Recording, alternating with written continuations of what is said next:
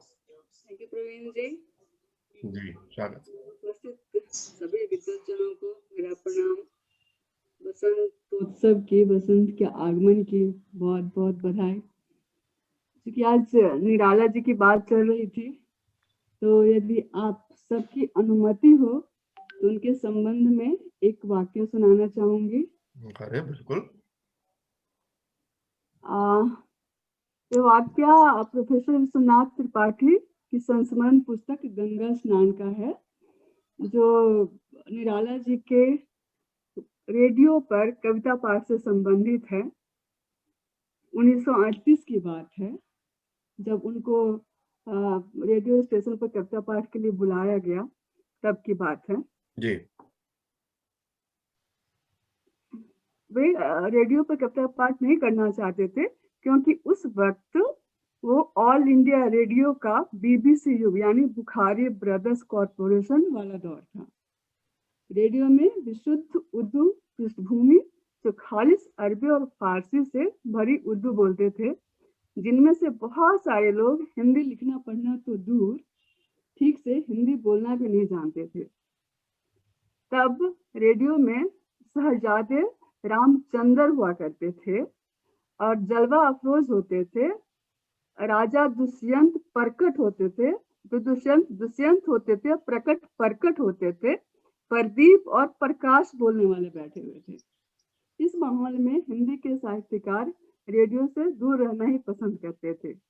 निराला अवधि के साहित्यकार बलभद्र प्रसाद दीक्षित पढ़ीस के कहने से कविता पाठ के लिए राजी हुए।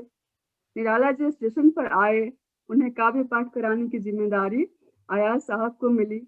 निराला जी और अयाज साहब स्टूडियो में गए। बाहर ड्यूटी रूप में ड्यूटी ऑफिसर के अलावा खुद स्टेशन डायरेक्टर मोहम्मद हसीब बैठे हुए थे। स्टेशन के सभी लोग निराला जी के इस ऐतिहासिक काव्य पाठ के साक्षी बनना चाहते थे, मगर किसी कारणवश निराला जी को यहाँ लाने पढ़ीस जी अपने किसी काम में उलझे हुए थे। आखिर अयाज साहब की आवाज के साथ लाइव प्रसारण शुरू हुआ। आप हिंदी में कविता पाठ समाअत फरमाइए। कवि हैं। इसके बाद कुछ लड़खड़ाती सी आवाज आई, सूर्या कांता त्रिपाठा निराली। कायदे से इसके तुरंत बाद निराला जी का काव्य पाठ सुनाई देना था, पर उसकी जगह सुनाई दी कुछ हुच की आवाज और फिर सन्नाटा हो गया। किसी को कुछ समझ में नहीं आया। हसीब साहब चिल्लाए, what is this? Duty officer हड़बड़ा कर स्टूडियो के अंदर देखा तो उसके पैरों के तले से जमीन खिसक गई। उसने किसी तरह फिलर बजवाया और भाग के वापस पहुंचा। हसीब साहब के पास बोला, अयाज साहब, हसीब। घबराकर स्टूडियो की तरफ बाहर भागे और झांक कर देखा तो भीमकाय निराला जी ने अयाज साहब की गर्दन अपने बाएं हाथ के त्रिकोण में दबा रखी है। अयाज डर के मारे छटपटा भी नहीं पा रहे थे।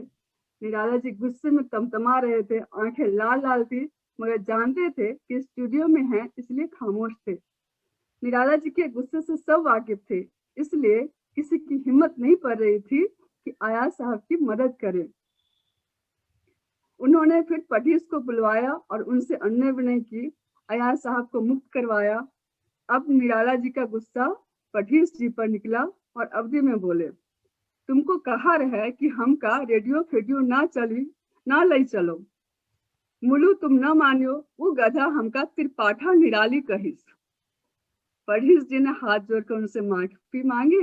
निराला जी फिर शांत हुए और फिर अपने घर आए। तो एक वाकया थी जो मुझको अच्छा लगा था, तो मैंने सोचा कि आपके साथ शेयर करूं। बहुत वाह वाह वाह, मजा आ गया। सुंदर, बहुत सुंदर, बहुत बढ़िया। ये वही कुश्ती वाले निराला थे जिन्होंने बच्चन साहब के घर पे पंत को पटक के उनके कलेजे पर चढ़ के बैठ गए थे। तो उनको ये चीज बर्दाश्त नहीं थी, वो कहीं कुछ भी होता था तो वो कविता छोड़ के पहलवानी करने लगते थे। जी स्वागत। गलत चीज बर्दाश्त करनी भी नहीं चाहिए। बिल्कुल, लेकिन पहलवानी आनी भी तो चाहिए। बर्दाश्त ना करो और मजबूत भी ना रहो तो पिटने का खतरा है। ऐसी कि कोई घर पे चला जाता था उनके, तो अपना खाना भले ही खाए या नहीं खाए, दूसरों को जरूर खिला देते थे, भले ही उनको दिन भर भूखे ही क्यों न रहना पड़े। बिल्कुल। यही तो ऐसी महानता थी। थी। जी सही चलिए वही क्या सुनते हैं। ऐसे लोगों की अच्छाई बहुत मेरी एक रहती है। कविता जी प्रेम कविता लिखने की कोशिश की है, बहुत बढ़िया। की बात चाहूंगी। शीर्षक है लौटा दो मधुमास मेरा। वाह। तुम गए और संग अपने ले गए मधुमास मेरा। तुम गए और संग अपने ले गए मधुमास मेरा। प्रेम की डोली में रखकर लाई थी जिसको कभी मैं, संग अपने थी सहेजे धूप सी जो। प्रेम की डोली में रखकर लाई थी जिसको कभी मैं, संग अपने थी सहेजे धूप सी जो। हृदय का एक बंद कोना गर्म सांसों की महक अब भी संजोकर यूं रखा है। हृदय का एक बंद कोना गर्म सांसों की महक अब भी संजोकर यूं रखा है। माथे पे अपने दहकते होठ की गर्मी अभी तक यूं ही मैं महसूसती हूँ। लब खुले हैं ठीक वैसे ही कि जैसे नन्ही सी चिड़िया करे रसपान पावस की मधु का शब्द फिर भी मौन है।